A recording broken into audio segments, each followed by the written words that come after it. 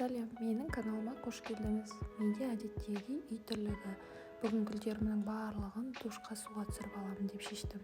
Өйткені жаздың уақытында күн ыстық болғандықтан жиі құрғап кетеді.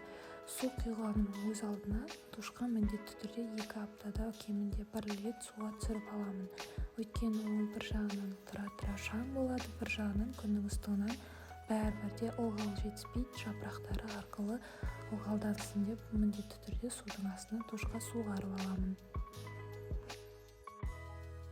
Әуелі ваннаға сыйғанша гүлдерімнің барлығын осылай тасып орналастырып аламын. Одан кейін қатты ыстық та емес, қатты салқын да емес суды ағызып, жылы суда осылайынша суға шайындырып аламын. Сіз де міндетті түрде гүлдеріңізді осылайша душқа түсіріп, бір қуантып қойыңыз. Өйткені душқа түскеннен кейін жапырақтары қанық, қою жасыл түсті болып, әдемі болып өседі.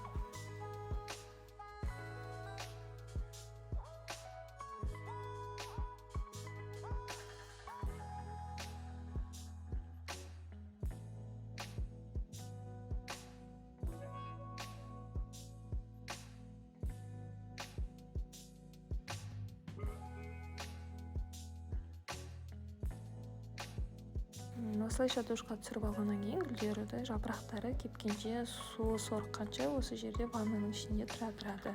Ал қазір сіздерге Wildberries заказ берген тағы бір нәрсемді көрсетейін. Бұл бізде кондиционер, яғни кір жууға арналған кондиционер.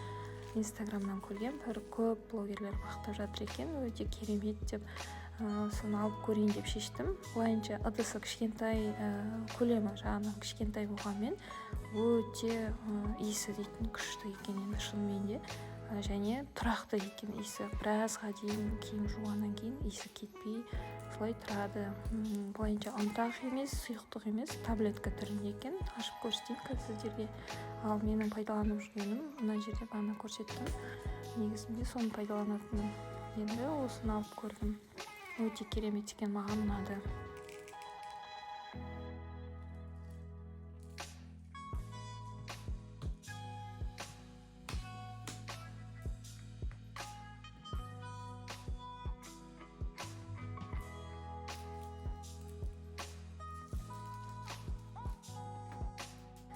Ал енді әдеттегідей ас үй жинау, білмеймін, барлығында солай ма, әлде жалғыз менде ма, 1-2 кісі келіп кетсе, немесе балалар тамақ ішсе, ас үй осылайша қоқып қалады. Әлсін уақытылы жинаймын, әр тамақ сайын орын. Бірақ сонда да осынша ыдыс пайдаланамыз, осынша шашылып қалады. Әрқашан артын реттеп жинап жүруге тырысам, соның өзінде үлгермей жатамын. Сондықтан бірге жинап көрейік. Менімен бірге болыңыздар. Осылайша тамақ ішкен жердің барлығын реттеп, ыдыстарды раковинаға салып, дастарханның үстін сүртіп алдым. Енді барлық жиналған ыдыстарды жуып шығамын. Ал алдын жуылған ыдыстарды орнына қойып шығу ғана қалды.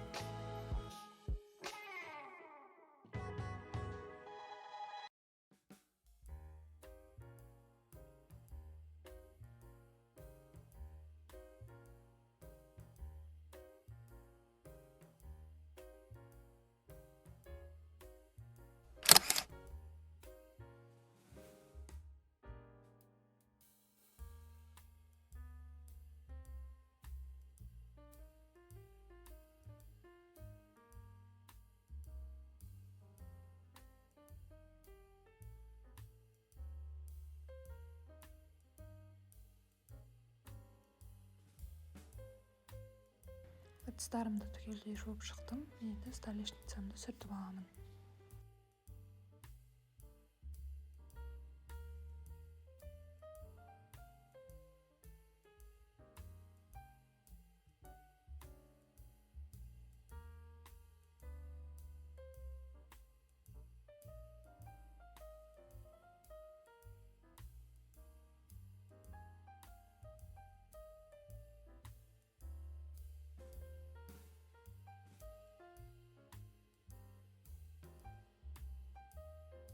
Және соңғы жуатын нәрсе ол раковинаның іші.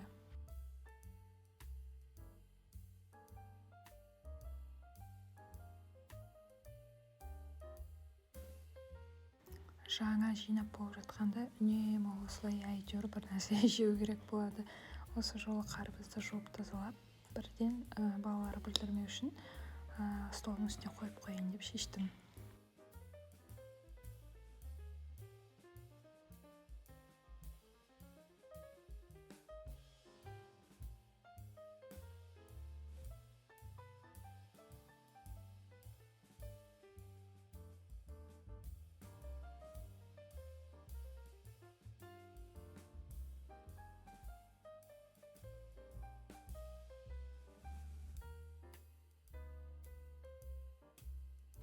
Осымен менің бүгінгі жұмыстарым аяқталды. Кірім жуылды, ас үйім жиналды, гүлдерім суарылды.